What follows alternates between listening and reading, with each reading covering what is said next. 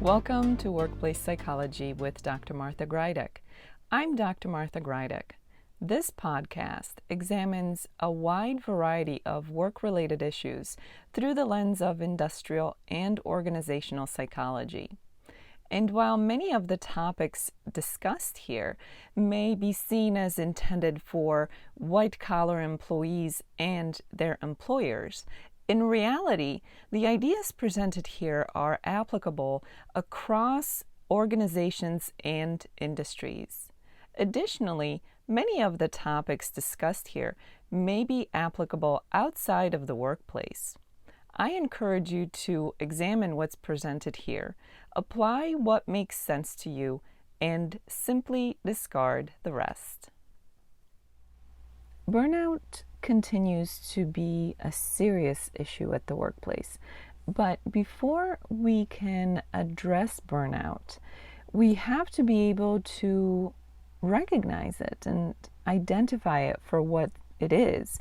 We deal with so much stress in life, both in our work life and our personal life, that sometimes it's difficult to identify burnout specifically. Let's begin by defining burnout. In simple terms, burnout as it relates to work is characterized by mental, emotional, and physical exhaustion, all of which are typically caused by excessive and prolonged stress. And excessive and prolonged are the key terms in this case. Let's talk about some of the symptoms that are associated with burnout. We can have physical symptoms that are associated with burnout. Those could include headaches or migraines, loss of appetite or increased appetite, change in sleep habits, stomach problems, joint and or muscle pains, backaches, and in severe cases, even a stroke or a heart attack. You can also have psychological or emotional symptoms that can be linked to burnout. Those may include things like emotional outbursts or irritability, moodiness, anger, depression, feelings of hopelessness, or feeling overwhelmed. Maybe even things like violence towards others or violence towards the self. Violence can be verbal or physical in nature. A severe example of violence towards others would be assault, and the most severe example of violence towards the self would be suicide. You can see how serious burnout can be. Other symptoms of burnout may include things like destructive behaviors, so that might be things like substance abuse or gambling or other risky behaviors.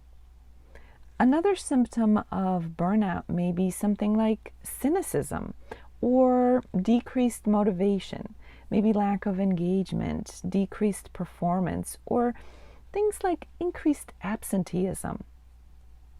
It's important to note that burnout-related symptoms may manifest at work or outside of the workplace. One employee in the state of burnout may exhibit symptoms of burnout while at work, but another employee in the state of burnout may show no symptoms of burnout while at work, but instead may display such symptoms while outside of the workplace. Or it could be both. Left unchecked, burnout can really sneak up on you. It doesn't happen overnight. Burnout is something that happens gradually over time. When a person is exposed to repeated stressors over a prolonged period of time, they are in danger of reaching a state of burnout.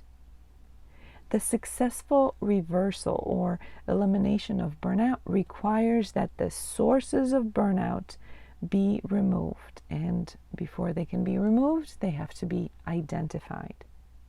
By the time an individual is in the state of burnout, he has been experiencing whatever has led to this state for quite some time. And studies show that removing the sources of burnout is the most effective way of addressing burnout. Let's look at some specific examples of what may lead to burnout so that we may begin to think in terms of how to identify burnout so that it can be eliminated and dealt with properly. Burnout may be caused by things like too much work or too many responsibilities at work, or lacking resources, or an abusive employer, or an abusive coworker. Think about workplace bullying. Burnout may be caused by highly stressful jobs. It may also be caused by the inability to achieve at work. So if you can't succeed at work, no matter how hard you work, it won't be long before you head towards the state of burnout. Although severe in nature, burnout can be seen as an attempt of self-preservation. Symptoms related to burnout and symptoms that come before the full-blown state of burnout are all clues telling us that whatever is happening is bad for us and that it should be stopped or changed. Unfortunately, clues are often ignored. But given the seriousness of burnout, identifying those things that cause burnout and identifying symptoms of burnout should be the top priority for employee and employer alike. Employees should pay attention to their own work experience so that they may identify work-related stressors and better understand that they are on their way to experiencing burnout, or if they're already in the state of burnout. Employers have the same responsibility. Employees will most likely rely on self-evaluation, self-reflection, and feedback from others, such as colleagues, the employer, family, and friends. Whereas employers should focus on evaluating employees through things such as formal interviews and evaluations, informal conversations, surveys, and feedback from other team members. What are some common findings that should raise red flags for employees and employers? Here are some examples of what an employee may say that could be an indicator of present or impending burnout. Nothing I do makes a difference. What I do is not appreciated. My hard work gets me nowhere. Others don't know or don't care how hard I work. My work gives me no satisfaction. I have no control over my work or my work environment. My work is unchallenging or mind-numbing or monotonous. My work is too demanding or too complicated or too challenging or overwhelming. Every day is a bad day. The pressure at work is too high. Work is too chaotic. If this is what an employee is thinking or saying, red flags should be going up for that employee, his coworkers, and his employer. Only through awareness and recognition can initiatives be taken to effectively address work-related burnout. And remember that causes of burnout may present themselves through a combination of external and internal contributors. While I've repeatedly stressed the fact that burnout is everyone's responsibility, it is through collaboration that we have the best chance of shrinking this workplace monster. Left unaddressed, it equally diminishes the organization and its workforce. As the episode comes to an end, let's review what was discussed. Burnout is a serious problem at the workplace, and before it can be properly addressed, it has to be properly identified. We began by presenting a definition of burnout, after which I gave you a wide variety of symptoms that include physical symptoms, psychological symptoms, and behavioral symptoms. Remember that burnout symptoms can manifest while the person is at the workplace or while he is outside of the workplace. Paying attention to your own experiences and feelings is an important part of recognizing burnout, whether you're heading in the direction of burnout or whether you're already in the state of burnout.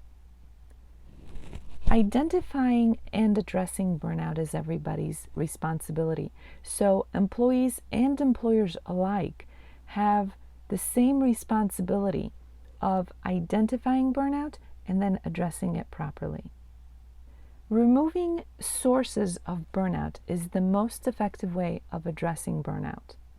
It's important to pay attention to some red flags that may pop up, which can indicate either an already existing state of burnout or an impending state of burnout. As the week unfolds, I encourage you to examine your own state of well-being in terms of burnout. Are you in a state of burnout or are you heading there? And take a look at those around you. If you're an employer, make sure you're paying attention to your employees. And if you're an employee, your responsibility is first and foremost to yourself, but you also have the responsibility of paying attention to how others seem to be doing around you. Remember, burnout is a serious issue at the workplace, and the first step of properly dealing with it is to be able to recognize it, and it's everybody's responsibility. So I invite you to pay attention both to what's going on with you and what's going on with those around you. Thank you for joining me today. Please subscribe to this podcast. I hope that you will join me next time. Until then, I wish you joy and well-being.